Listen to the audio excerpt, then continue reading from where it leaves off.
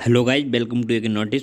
गाय आप सभी के लिए अपडेट्स लेके आया हूँ आगरा यूनिवर्सिटी की कि जो अभी रिजल्ट्स आया है आपके 2022 का जो सेमेस्टर का, उसमें आपको जो प्रॉब्लम्स हो रही हैं उसका सॉल्यूशन किस प्रकार से है। और जो स्टूडेंट्स फेल हो गए हैं तो वो कोई भी फेल नहीं माना जाएगा।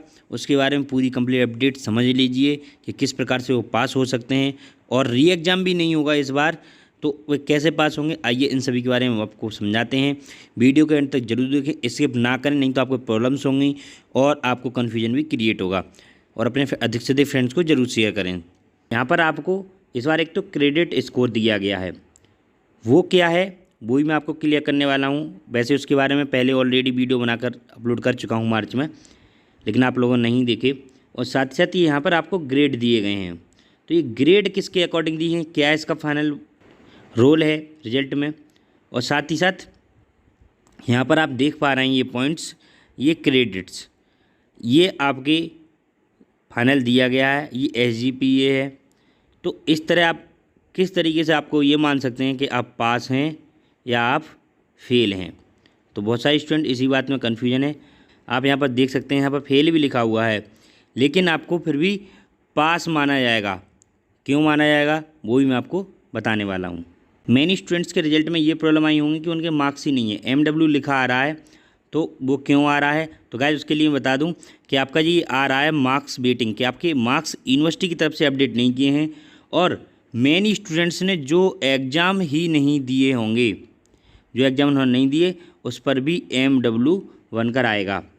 तो और साथ ही साथ यहाँ पर कुछ पेपर ऐसे थे जो उनको सिर्फ क्वालिफाइंग नेचर थे, तो यहाँ पर ये आप देख रहे हैं यहाँ पर NQA, मतलब कि ये नॉट क्वालिफाइड है। जैसे कि आपका राष्ट्र गौरव का एग्ज़ाम होता था क्वालिफाइंग नेचर, और अगर ये क्वालिफाई नहीं है तो आपको क्वालिफाई करना पड़ेगा, फिर से देना पड़ेगा। जैसे कि गाइस यहाँ पे एक रिजल्ट और देख सकते हैं आप यहाँ पर कि इसमें देखो आपको सभी क्रेडिट्स बहुत अच्छे दिए गए हैं। यहाँ पर देखो ये आपका क्वालिफाइंग नेचर का क्वालिफाई भी है, B+B+A, और यहाँ पर एक पेपर आप देख सकते हैं यहाँ पर F बना हुआ है। ये इसमें ये है कि इनके जो मार्क्स थे, जैसे कि मान लो कि इनका इस बार जो मार्क्स रखा गया था वो 100 रखा गया था और 33% पर पास होना था। अगर ये 33% भी नहीं है तो ये इनको फेल कर दिया गया है, क्योंकि जो पेपर में पास होना ज़रूरी था, जो पेपर दिया गया था, अगर उसमें पास नहीं है तो आपको फेल कर देगा। लेकिन अब इन सब की समस्याएं कैसे सॉल्व होंगी कि हमारा जो स्टेटस यहाँ पर फेल लगा हुआ है उस पर पास कैसे आए। जैसे मैं आपको एक और रिजल्ट दिखाता हूँ, आप इसमें देख पाएंगे कि इसमें आप यहाँ पर रिजल्ट में RD MW लिखा हुआ है। वो रीज़न ये है क्योंकि इसमें जो वोकेशनल कोर्स है इसका यहाँ के मार्क्स बेटिंग आ रहे हैं, और ये एक पेपर तो दिया ही नहीं गया था। साथ ही साथ गाइस आप देख सकते हैं इसमें कि इनका जो क्वालिफाइंग नेचर का पेपर था वो भी इनका नॉट क्वालिफाई है, और इसीलिए इनके टोटल मार्क्स भी यहाँ पर नहीं दिए। तो इस तरह की जो प्रॉब्लम आ रही तो वो स्टूडेंट समझ लें कि वो अपने जल्द से जल्द यूनिवर्सिटी से कांटेक्ट करें जिससे कि वो पास हो सकें, कह सकते हैं। और साथ ही साथ जो स्टूडेंट्स अभी रिजल्ट में प्रॉब्लम आ रही है कि वो रिजल्ट कैसे देखें, उसका लिंक डिस्क्रिप्शन में अवेलेबल है। आप उस पर जाकर समझ कर मात्र 1 मिनट में आप अपना रिजल्ट चेक कर सकते हैं। गाइस ये आप रिजल्ट देख लीजिए, यहाँ पर ये TR कॉलेज का है, इसे आप देख लीजिए। गाइस इसमें आप देख सकते हैं कि ये रिजल्ट बहुत ही अच्छा है। इसमें देखो क्वालिफाइंग नेचर से लेके A, B+A सब कुछ दिया गया है। साथ ही साथ यहाँ पर देखो यहाँ पर पास स्टेटस भी है, और यहाँ पर जो क्रेडिट्स दिए गए हैं ये 25/25 दिए गए हैं, और CGPA जो बना है वो 7.6 है। तो आइए अब इस सब के बारे में आपको थोड़े ग्रेडिंग सिस्टम समझा देते हैं कि ये किस प्रकार से पॉइंट्स मिले हुए हैं। गाइस जो आपको पॉइंट दिए गए हैं वो कुछ इस प्रकार से दिए गए हैं। इसे ग्रेडिंग सिस्टम कहा जाता है। ये सबसे पहले CBSE बोर्ड में लागू किया गया था, लेकिन इसको फिर हटा दिया गया। जैसे कि आप देख सकते हैं यहाँ पर कि जिसके जो आपका 100 मार्क्स का पेपर रखा गया था, जिसके मार्क्स 32 बन रहे होंगे उसको 0 मतलब कि फेल कर दिया जाएगा, और जिसके 33 मार्क्स से लेके 40 बन रहे होंगे उसके 4 पॉइंट। और इस तरह से ये जो ग्रेडिंग सिस्टम दिया गया है इसी के अकॉर्डिंग आपको ग्रेड दिए गए हैं। जैसे बहुत सारे स्टूडेंट्स हैं जिनको 4.42 मिला है फाइनल एवरेज, वो सभी पास माने जाएंगे। अगर वो किसी एक सब्जेक्ट में फेल हैं तो उसको कैसे दिया जाएगा जैसे वो पास होते हैं वो मैं बताने वाला हूँ, लेकिन पहले ये समझिए। और साथ ही साथ इसमें एक बात और समझिए कि फर्स्ट डिवीज़न कैसे बनेगी। आप यहाँ पर देख सकते हैं ग्रेडिंग सिस्टम है, इसको अच्छे से समझ लीजिए। और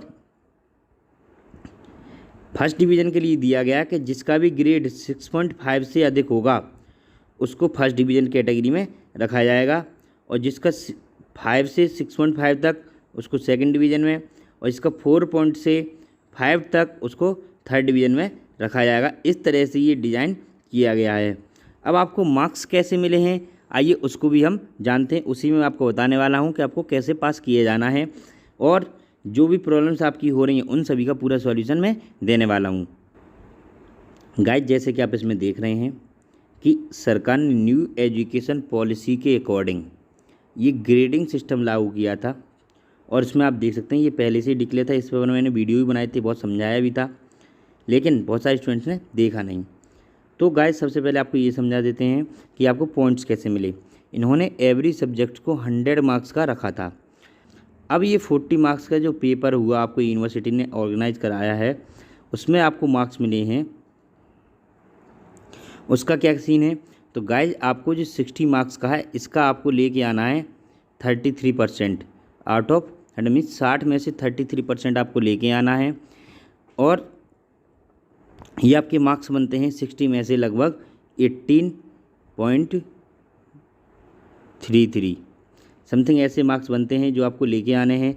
अगर कोई स्टूडेंट इतने मार्क्स भी नहीं लेके आया है तो 33%, अगर वो उससे कम है तो उसको फेल कर दिया जाएगा। ये प्रावधान यहाँ पर रखा गया है। सेकेंड बात, ऐसे ही इसमें जो आपका 40 मार्क्स जो कॉलेज की तरफ से दिए गए हैं उसमें भी इन्होंने 33% रखा है। तो मोस्टली लगभग सभी को 33% प्लस मार्क्स हर किसी को कॉलेज की तरफ से दिए गए हैं। और ऐसे ही इसमें था एक प्रैक्टिकल, बहुत सारे प्रैक्टिकल सब्जेक्ट्स थे। उसका क्या सीन था, उसका भी ऐसे ही था कि आपका 75 मार्क्स का प्रैक्टिकल था, उसमें से 25 लेकर आप क्या हो सकते हैं, पास हो सकते हैं, ये रखा गया था। टोटल 100 में से अगर आप 33 मार्क्स लेकर आते हैं तो आपको पास माना जाएगा। ये नियम यूनिवर्सिटी ने बनाया है। अब प्रॉब्लम्स कहाँ हुई हैं कि स्टूडेंट फेल क्यों हुए हैं, तो गाइस आपको बता दें कि स्टूडेंट्स फेल हुए हैं कि जो 60 मार्क्स उन्हें का जो पेपर हुआ था जो यूनिवर्सिटी ने ऑर्गेनाइज कराया था, वो उसमें से 18 मार्क्स भी लेकर नहीं आ पाए हैं, जिसकी वजह से उनको फेल कर दिया गया है। अब वो कैसे पास हो सकते हैं, आइए उसके बारे में आपको समझाते हैं। जैसा कि गाइस आप यहाँ पर देख सकते हैं कि यहाँ पर क्लियर लिखा हुआ है कि किस तरह से क्लासेस में उनको प्रमोट किया जा सकता है। गाइस सबसे पहले तो इसे समझिए कि पूरा जो प्रमोट होने का, पास होने का जो ईयर है वो आपका 1 ईयर रखा गया है। कैसे रखा गया उसको आइए थोड़ा सा समझ लेते हैं। इसमें कहा गया है कि आपको 1 ईयर में फर्स्ट सेमेस्टर या फिर सेकंड सेमेस्टर दोनों में एग्ज़ाम देकर आपको पास होना होगा। उन्होंने क्लियर किया है कि 1 साल में कैसे पास होना है, वो भी मैं आपको समझाता हूँ कि अभी आपके फर्स्ट सेमेस्टर का एग्ज़ाम हुआ, ये आपका ऑड सेमेस्टर हो गया। अब आपका आएगा सेकंड सेमेस्टर, सेकंड सेमेस्टर को बोला जाएगा इवन सेमेस्टर। तो गाइज आपको हमेशा इस ऑड सेमेस्टर से इसमें हमेशा प्रमोट ज़रूर किया जाएगा, चाहे आपका रिजल्ट बिल्कुल फेल हो या चाहे आपका पास हो, लेकिन आपको प्रमोशन ज़रूर मिलने वाला है। क्यों मिलने वाला है वो भी मैं आपको समझा देता हूँ कि आप पास कैसे हो सकते हैं। गाइस जब आप इवन सेमेस्टर देंगे तो आपको उसमें भी आपको कुछ मार्क्स मिलेंगे। तो जैसे कि किसी स्टूडेंट्स का अगर फर्स्ट सेमेस्टर में स्कोर डाउन रहा है तो वो अपना सेकंड सेमेस्टर में स्कोर अप कर सकता है।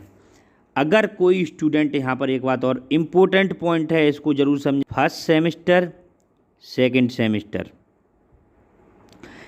और इसका टोटल 100 या फिर मान लो 100 इसका और प्लस 100 इसका टोटल हो गया 200।